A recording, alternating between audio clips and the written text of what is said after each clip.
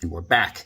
Benja, Welldone, coming at you live. Part 2, living in Brazil on this beautiful December the 19th, Tuesday at 3:34 p.m. How are you doing?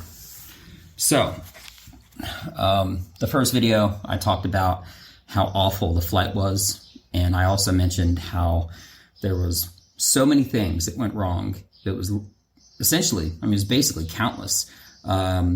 And between the first video and the second one, I remembered a few other fun things.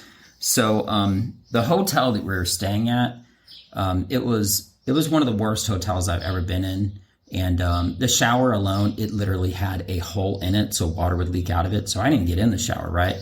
And I didn't have a change of clothes because all my clothes were, I only brought like one change of clothes because I was supposed to be taking an overnight flight and arriving in the morning. But when the flight got diverted and there's a fuel leak and everything is going sideways, I ended up staying, my wife and I stayed in a hotel overnight. And it was comped by the hotel. We didn't get any food or anything like that. Everything was closed. It's like, why give a meal voucher if you don't have a way of using it? You know what I mean? Like, anyway. So as far as the hotel goes, I didn't really have any options, so I went down to the hotel lobby and I talked to the guy and I was like, hey, and there was a huge line. There was a lot of people. There was a lot of people that were diverted on this flight. And I was in line for almost an hour and a half once I actually got to the hotel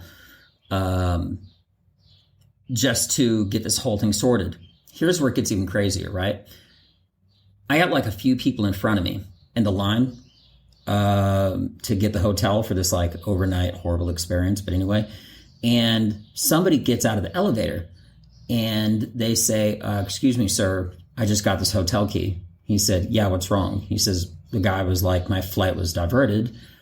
And the guy was like, well, yeah, so we're all there. What's your point? He said, there's somebody in my room. The guy said, excuse me? He says, yeah, you gave me a key to a room, and someone's already in it. They're in bed. They're trying to go to bed. What's happening right now? So the guy's scrambling. He's like, oh, I don't have a clue. My bad. I didn't mean to do that. About a minute later, another person comes out of the elevator. They say the exact thing. They're like, bro, there's like a guy and a girl. They're a married couple. They're in bed. They think I just try to break in. So apparently this hotel was just like overbooked, and it happened like 4 more times. And I'm thinking to myself, if somebody enters my hotel room, so I literally just blocked the door at night. And then after I was in line for like I said, like 2 hours, and I finally got my, got the hotel key. My wife and I went upstairs finally. And, once we're up there, I realized I didn't have any clothes, right? So I go back downstairs and I said, hey man, listen, where's your laundry machine? What do I do? Blah, blah, whatever. He said, oh, it's upstairs, but it only takes quarters. I said, well, lucky for me, I have $1. You know what this guy said? He looked at me and he said, you're going to have to get back in line. And there was probably like 50 other people. It'd have been like 2 hours just to wait for 4 quarters, right? And I'm just fuming at this point. And I tell the guy, I just said, hey, listen, how about I just hop over, which is a little bit of aggressive move on my take. And I didn't do it. I didn't hop over the counter. But I basically told him, I was like, why don't you just open the register and I give you $1 and you give me 4 quarters and I stop talking to you. And he's just like, yeah, man, that's illegal. Don't do that. I'll call the cops or something crazy, whatever. So there I am. It's about 2 o'clock in the morning at this point. And my big focus is taking the clothes that my wife and I have, putting it in the washing machine and staying up until our clothes get washed so we have something that's clean to wear in the morning. I'll just have some like boxer shorts on and that's it. I even threw my socks away in the trash because they were soaked.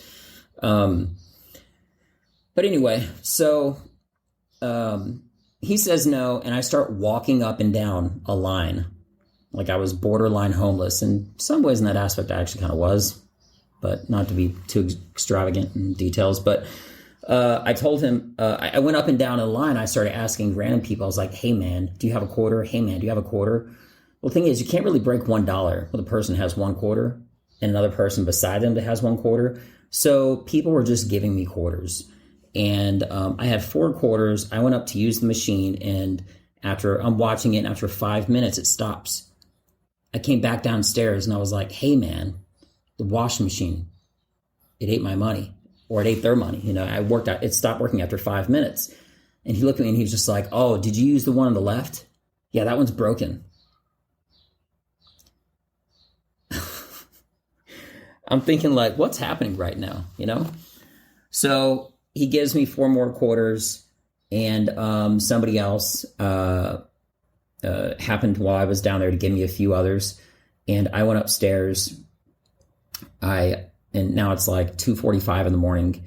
I finished 1 load of laundry, and I get you ready to use the dryer. And it's also, of course, not to be surprised, it takes quarters only. I had 4 quarters. I used it. And at that point, it's like 3:30 in the morning or something like that, because it was like it ran for almost about like an hour or 45 minutes, whatever. And it still was a little damp. So I went back downstairs. They weren't until this whole thing was such like a anyway. And again, this is before I even get to Brazil. And I told you I'm doing more talking about this than the actual Brazil part. But anyway, so I go back downstairs. There's no line at that point. Everybody's been checked into their room. And I say, hey man, listen, I need 4 more quarters, and I think you just give it to me. And maybe I just said it with like a little bit of authority, maybe not, but regardless, this guy gave me 8 quarters just in case I needed it. And then like extra soap and other stuff and whatever else I needed, if I needed it. So I went upstairs, another 45 minutes passed. I go to my room, and that's the end of the first night. Whew. So fast forward, I have a lot of other problems, get on the airplane, a lot more other problems. And it still takes about a day and a half to get to Brazil because of some other issues, which I will talk about in the other video, the next video, but it's been awful. And none of it has to do with Brazil. And then once my wife and I got here, it was like 115 degrees. And that's actually so hot that even with your air conditioning, it's like, it doesn't matter. It's so hot that like most of the houses in Brazil are made of concrete. So it like retains the temperature and actually kind of like cooks your house. It feels like you're actually like in an oven. So that's what it feels like right now. I'm actually, it actually rained last night. So it's mildly, I hate to say it's cool, but it's only about like 100 degrees. Yeah, so that's all I got right now. Second video, obviously longer than the first one, but I'll make one more video, and just to break it up, I'm sure I'll do it tomorrow, talking about all the great things now that I'm actually in Brazil. And yeah, it's been crazy. It's been awful, but there is light at the end of the tunnel, and that's the exciting next video about some great things and motivations and ideas and mindset and everything else. So I'm looking forward to saying that, and I will make that video tomorrow. I'm Benja, Welldone. Check me out. Peace.